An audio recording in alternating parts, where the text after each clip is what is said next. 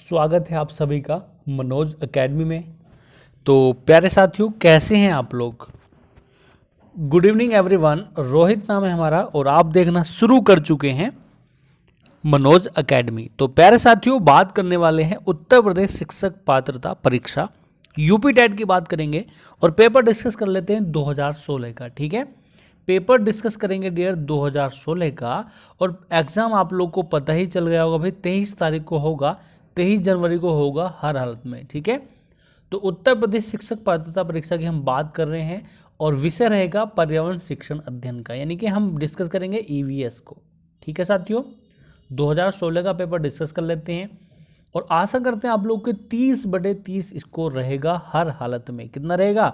30/30 score आप लोग का रहने वाला है हर हालत में। ठीक है डियर, तो प्राथमिकता आप लोग की यही रहती है।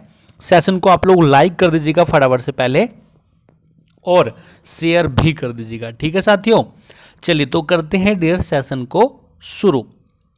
तो क्वेश्चन संख्या साथियों 1 नंबर से अपन शुरू करते हैं। ठीक है, चलिए बहुत अच्छे। क्वेश्चन संख्या 1 नंबर देखो हमारा क्या कहता है। बिल्कुल इजी क्वेश्चन आप लोगों से पूछे गए थे 2016 में। तो देखो ढंग से कि शिक्षक की सबसे बहुमूल्य निधि है उसकी सेवा, वेतन, गर्व या फिर छात्रों का विश्वास। तो फाइनली देखो आंसर जो हो जाएगा हमारा वह हो जाएगा भाई साथियों छात्रों का विश्वास। बिल्कुल सही बात है ना भाई, छात्रों का विश्वास जीतना बहुत ही जरूरी होता है उस शिक्षक को। ठीक है जी हाँ, तो जो साथी यहाँ पर डी यहाँ पर बता रहे हैं बिल्कुल परफेक्ट है। ठीक है, हाँ वेरी वेरी गुड। और जिसके आधार पर ही सही मायने में क्या होता है कि शिक्षक जो है ना शिक्षा प्रदान करने में एलिजिबल होता है। ठीक है, तो शिक्षक की सबसे बहुमूल्य निधि है छात्रों का विश्वास है। ठीक है, तो आंसर देखो हमारा हो जाएगा ऑप्शन संख्या ओनली डी। आगे देखो प्यारे साथियों अपन बढ़ते हैं। नेक्स्ट क्वेश्चन हमारा क्या कहता है। क्वेश्चन संख्या यहां पर हमारा है 2 नंबर। चलिए, परिकल्पना को बार बार परीक्षण करने से गलत नहीं पाया जाता है तो वह है एक सिद्धांत है, कानून है, खोज है, फिर मूल संकल्पना है। तो परिकल्पना को बार बार परीक्षण करने से गलत नहीं पाया जाता है तो वह साथियों क्या है? वह एक सिद्धांत है।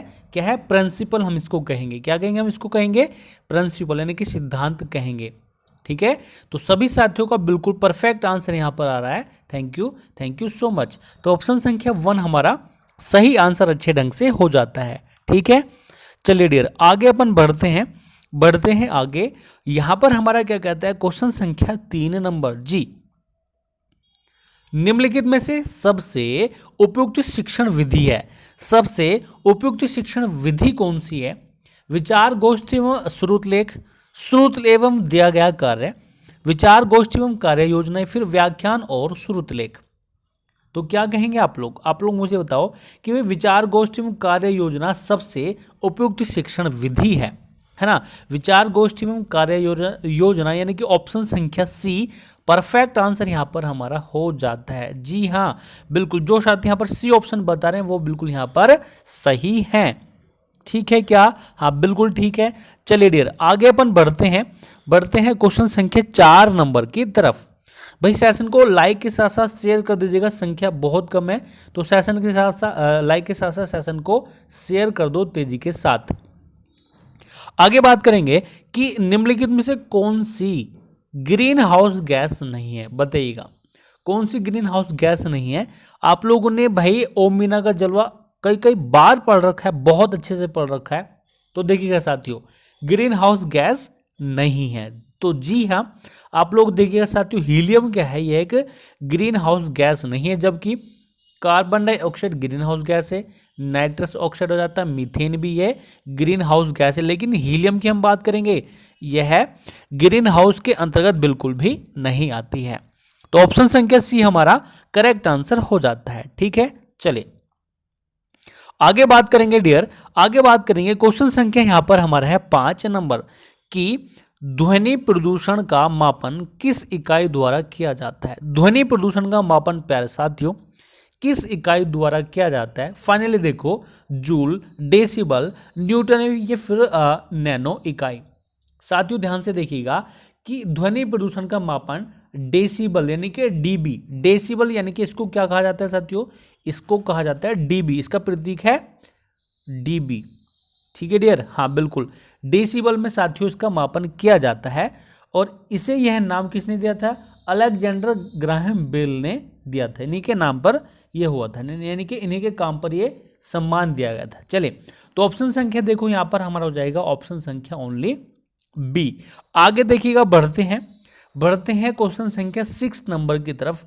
बहुत ही बेहतरीन क्वेश्चन है 6 नंबर, देखिएगा। निम्न नदियों में से कौन सी निम्न नदियों में से कौन सी नदी बंगाल की खाड़ी में गिरती है, बताएंगे। बंगाल की खाड़ी में साथियों गिरती है ताप्ती, सुवर्णरेखा, नर्मदा या फिर सिंधु नदी। तो देखिएगा साथियों, सुवर्णरेखा जो है ना नदी, सुवर्णरेखा नदी बंगाल की खाड़ी में गिरती है। साथियों आंसर जो हो जाएगा हमारा वह हो जाएगा ऑप्शन संख्या बी, सुवर्णरेखा नदी जो है बंगाल की खाड़ी में गिरती है। जबकि बात करते हैं साथियों, हम बात करेंगे ताप्ती की, नर्मदा की और सिंधु नदी, ये साथियों अरब सागर में गिरती हैं। ये सभी के सभी कहाँ पर गिरती हैं साथियों, ये अरब सागर में गिरती हैं। अरब सागर में कौन कौन सी नदी अरब सागर में गिरती हैं, ताप्ती, नर्मदा और सिंधु। लेकिन सुवर्णरेखा साथियों बंगाल की खाड़ी में गिरती है। तो फाइनली आप लोग देख चुके हैं, ऑप्शन संख्या बी हमारा राइट आंसर अच्छे ढंग से हो जाता है। ठीक है, चलिए डियर आगे अपन बढ़ते हैं आगे। अगला क्वेश्चन यहाँ पर हमारा 7 नंबर है। निम्न में से किस स्थलाकृति का निर्माण हिमानी द्वारा हुआ है। किस स्थलाकृति का निर्माण डियर हिमानी द्वारा हुआ है। लैपीज, यू आकार की घाटी, वी आकार की घाटी, फिर जलप्रपात। तो देखिएगा डियर, ना तो जलप्रपात होगा और ना ही होगा लैपीज, या तो हमारा होगा यू आकार की घाटी या फिर होगा वी आकार की घाटी। तो ध्यान से देखो डियर, यहां पर जो सटीक आंसर हमारा हो जाएगा यह हो जाएगा भाई ऑप्शन संख्या बी। ठीक है, यहां पर मैं बात करता हूं साथियों, देखो यू आकार की घाटी परफेक्ट आंसर यहां पर हमारा हो जाएगा। ठीक है, यू आकार की घाटी, क्लियर है क्या? हाँ, तो जी हाँ बिल्कुल क्लियर है, ऑप्शन संख्या बी हमारा राइट आंसर हो जाएगा। और जबकि वी आकार की घाटी और जलप्रपात का निर्माण नदी जल से होता है। ठीक है, आगे देखो अपन बात करेंगे डियर, आगे अपन बात करेंगे क्वेश्चन संख्या यहाँ पर हमारे 5 नंबर। थोड़ा सा लार्ज क्वेश्चन ये हो जाता है, लेकिन कोई बात नहीं, इसको आप लोग ध्यान से पढ़िएगा एंड देन आंसर आप लोग कीजिएगा। कि राकेश कक्षा 5 पर्यावरण विज्ञान शिक्षक द्वारा दिए गए कार्य को समय से प्रस्तुत नहीं करता है, अतः सबसे उपयुक्त सुधारात्मक उपाय हो सकता है, बताइएगा। कि प्रधानाध्यापक की जानकारी में लाना, खेल की कक्षा में जाने पर प्रतिबंध लगाना, उसकी अनियमितताओं के कारणों को जानकर उसे सही मार्गदर्शन देना, या फिर उसकी नियमितताओं की लिखित जानकारी माता पिता को देना। तो डियर आप लोग देख चुके हैं, ऑप्शन संख्या यहाँ पर हमारा हो जाएगा सी, कि उसकी अनियमितताओं के कारणों को जानकर उसे सही मार्गदर्शन देना। तो ऑप्शन संख्या सी हमारा परफेक्ट आंसर अच्छे ढंग से हो जाता है। ठीक है, चलिए बहुत अच्छे, आगे देखो अपन बढ़ते हैं क्वेश्चन संख्या 9 नंबर की तरफ। कि मध्य प्रदेश में कौन सा शहर झीलों का शहर कहलाता है।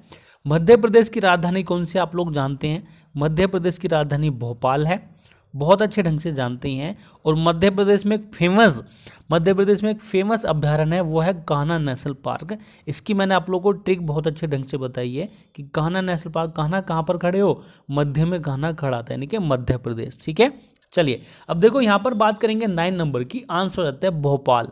ठीक है डियर, भोपाल। मध्य प्रदेश में कौन सा शहर झीलों का शहर कहलाता है, तो साथियों भोपाल ही कहलाता है। ठीक है, और यहाँ पर क्या है साथियों, अनेक प्राकृतिक और कृत्रिम झीलें हैं। ठीक है साथियों, चलिए बहुत बढ़िया। तो देखो आंसर जो हमारा हो जाएगा वह हो जाएगा ऑप्शन संख्या ओनली 1 जी। आगे प्यारे साथियों अपन बात करेंगे क्वेश्चन संख्या 10 नंबर की।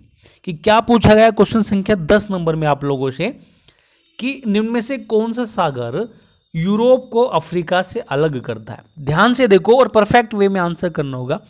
अच्छा, आप लोग लाइक नहीं कर रहे हैं भाई, सभी साथियों से रिक्वेस्ट करेंगे, सबसे पहले आप लोग लाइक कर दो तेजी के साथ और शेयर कर दो तेजी के साथ भाई। बहुत ही कम जनसंख्या है, बहुत ही कम संख्या है, तो फटाफट से सेशन को शेयर कर दो तेजी के साथ। ठीक है, चलिए, तो देखो 10 नंबर की बात करेंगे, आंसर हो जाएगा भूमध्य सागर।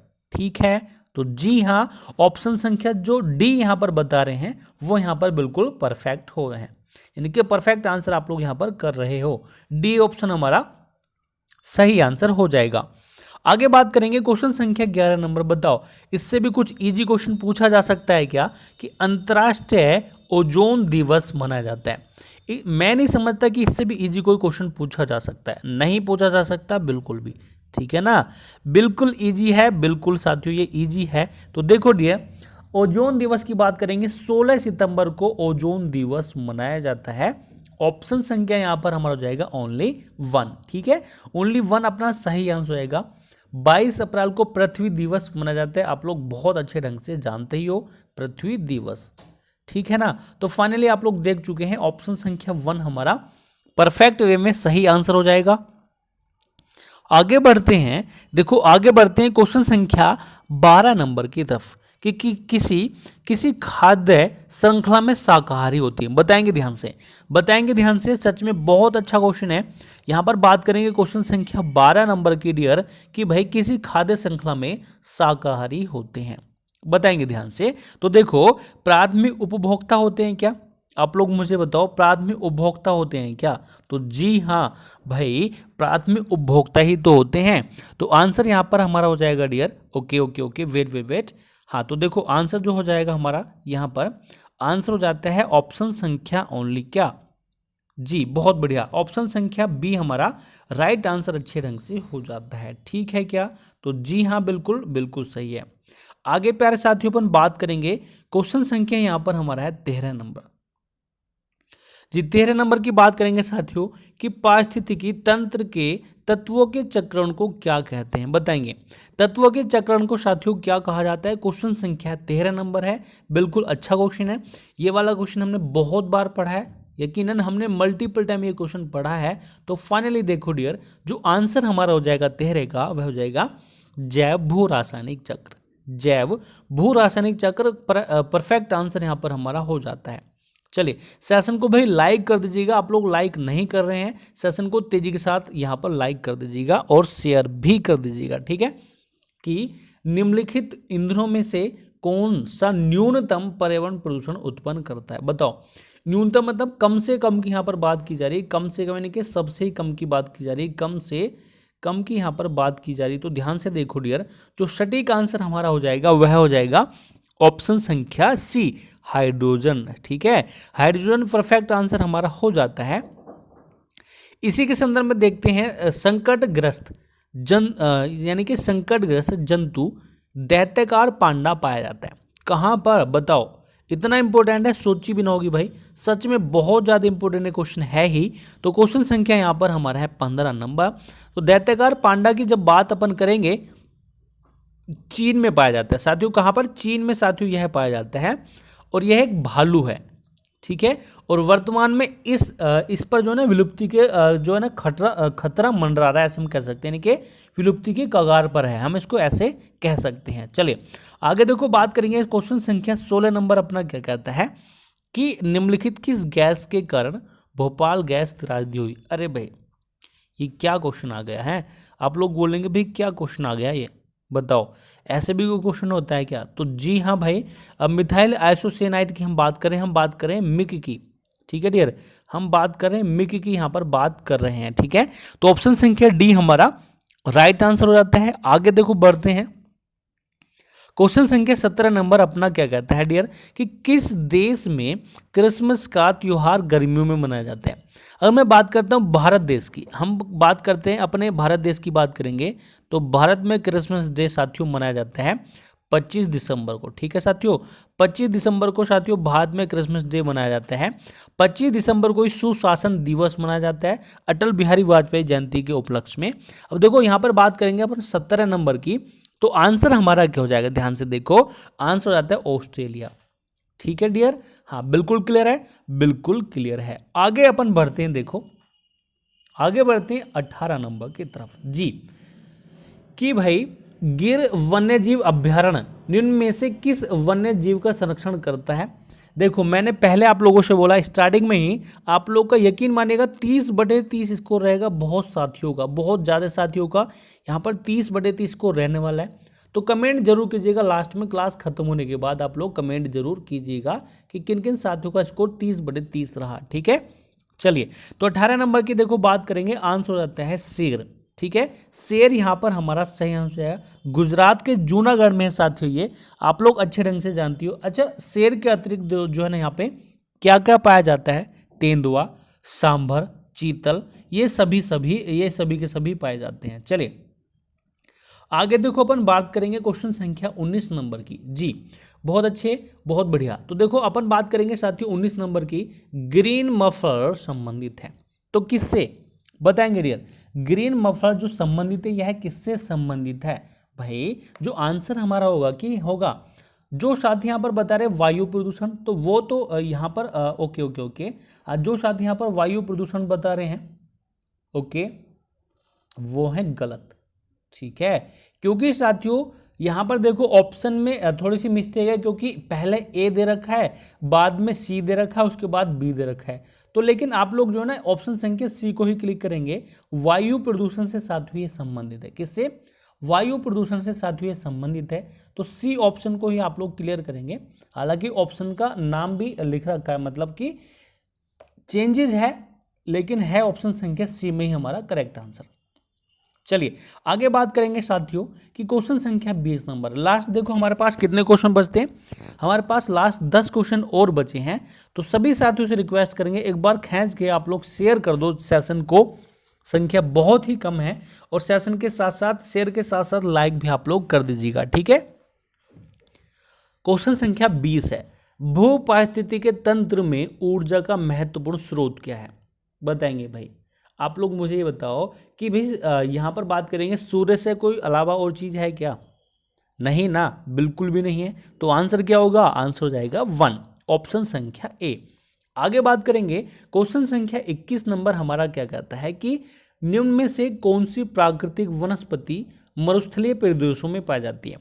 मरुस्थलीय प्रदेशों में जो पाई जाती है उसका नाम है कैकर्स। ठीक है साथियों, जो कैकर्स है यह मरुस्थलीय प्रदेशों में पाई जाती है। ठीक है, और यह जो ना मरुस्थलीय क्षेत्रों में कम वर्षा होने के कारण, ठीक है, कम वर्षा होने के कारण यह पाई जाती है। ठीक है, मरुस्थलीय क्षेत्रों में, प्रदेशों में।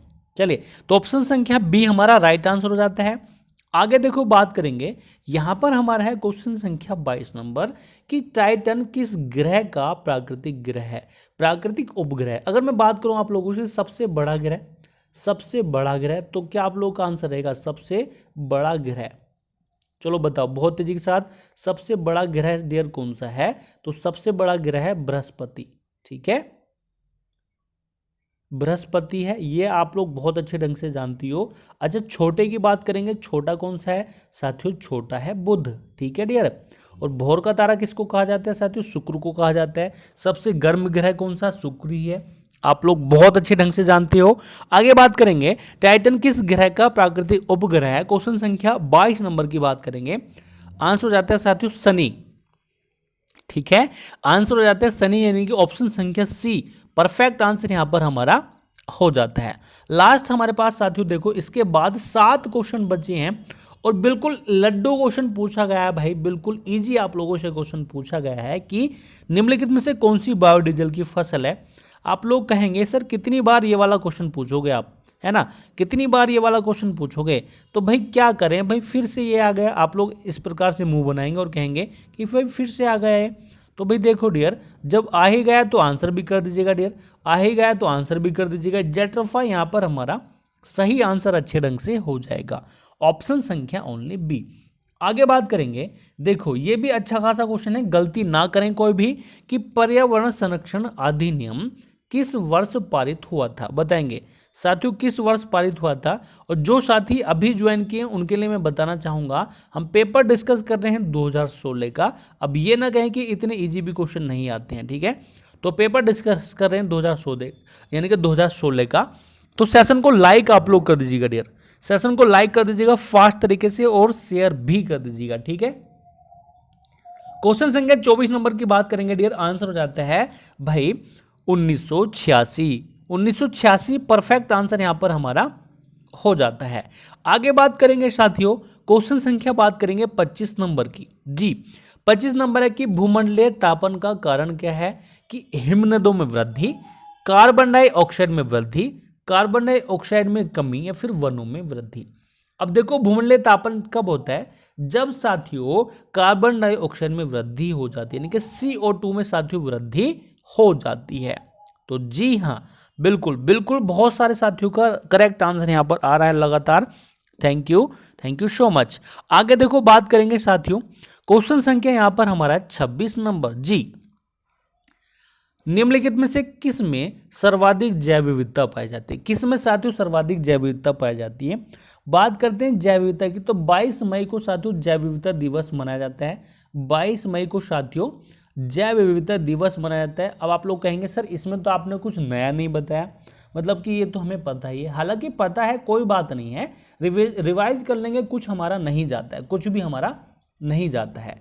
बात करेंगे देखो 26 नंबर की आंसर हो जाता है जी उष्ण कटिबंधीय सदाबहार वन बायोम। भाई सीधी सीधी बात है, सबसे बड़ा वाला ऑप्शन हमें कहाँ दिखाई दे रहा है? यहाँ पर दे रहा है हमें दिखाई दे रहा है ऑप्शन संख्या बी में। तो यही हमारा राइट आंसर अच्छे ढंग से हो जाएगा। आगे बात करेंगे 27 नंबर की। चलिए, निम्न में से किस मृदा का निर्माण लावा द्वारा होता है? बताएंगे ध्यान से, किस मृदा का निर्माण लावा द्वारा होता है? और मिट्टी भी मैं आप लोग कराने वाला हूं, मिट्टी और नदियां, प्रमुख जलप्रपात भी आप लोग कराऊंगा बहुत अच्छे ढंग से। चलिए, तो क्वेश्चन संख्या 27 नंबर की बात करेंगे साथियों। काली मिट्टी परफेक्ट आंसर हो जाएगा, और जो साथी जलोल मिट्टी बता रहे हैं वो हो गए हैं इस बार क्लीन बोल्ड। 27 नंबर की बात करेंगे, इनमें से किस मृदा का निर्माण लावा द्वारा होता है? तो ये है साथियों काली मिट्टी। साथियों क्या है? ये है डियर काली मिट्टी है, ऑप्शन संख्या बी परफेक्ट आंसर हो जाता है। आगे बात करेंगे क्वेश्चन संख्या 28 नंबर। लास्ट हमारे पास कितने क्वेश्चन बचे हैं डियर? लास्ट हमारे पास 2 ही क्वेश्चन तो बचे हैं।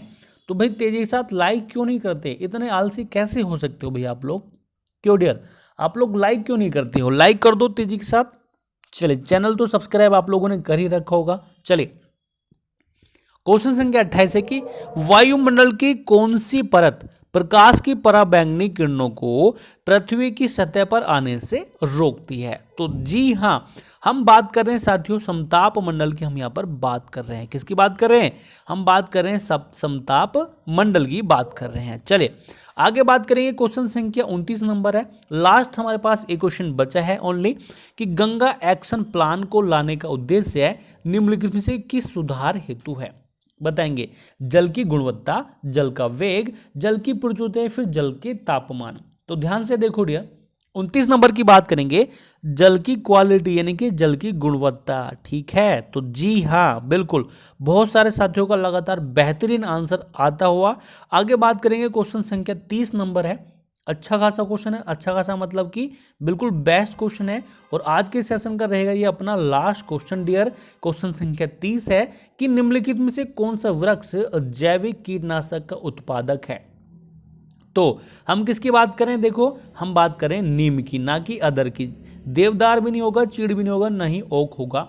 आंसर हो जाएगा ऑप्शन संख्या ओनली 1। ठीक है, बिल्कुल बिल्कुल, बहुत बढ़िया, बहुत अच्छी। और नीम को आप लोग जानते हैं भाई, इसकी जो है ना, हाँ, सभी भागों से पत्तियां, पुष्प, बीज, फल और जड़ आज छाल से जो ना महत्वपूर्ण कीटनाशक बनाए जाते हैं। किसे? नीम से। आप लोग बहुत अच्छे ढंग से जानते ही हो। ठीक है, तो फाइनली आप लोग ये बताओ कि आप लोग का स्कोर कितना रहा। कमेंट बॉक्स में बताना होगा लास्ट में कि क्लास आप लोग कैसे लगी, और 30/30 स्कोर किन किन साथियों का रहा। ठीक है, और जिन साथियों ने डियर चैनल को सब्सक्राइब नहीं कर रखा है, चैनल को सब्सक्राइब कर लीजिएगा अभी।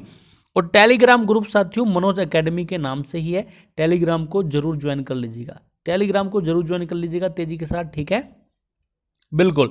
और लाइक तो आप लोग कर ही दिए होंगे, लाइक भी ठोक दीजिएगा तेजी के साथ। ठीक है, तो चलिए फिर सेशन कैसा लगा जरूर बताइए कमेंट बॉक्स में। जी, तो मिलते हैं फिर, है ना, ख्याल रखिएगा अपना, और बस इतना ही कहेंगे, लगातार आप लोग पढ़ाई करते रहिएगा। तो मिलते हैं फिर नेक्स्ट सेशन में। जय हिंद, जय भारत।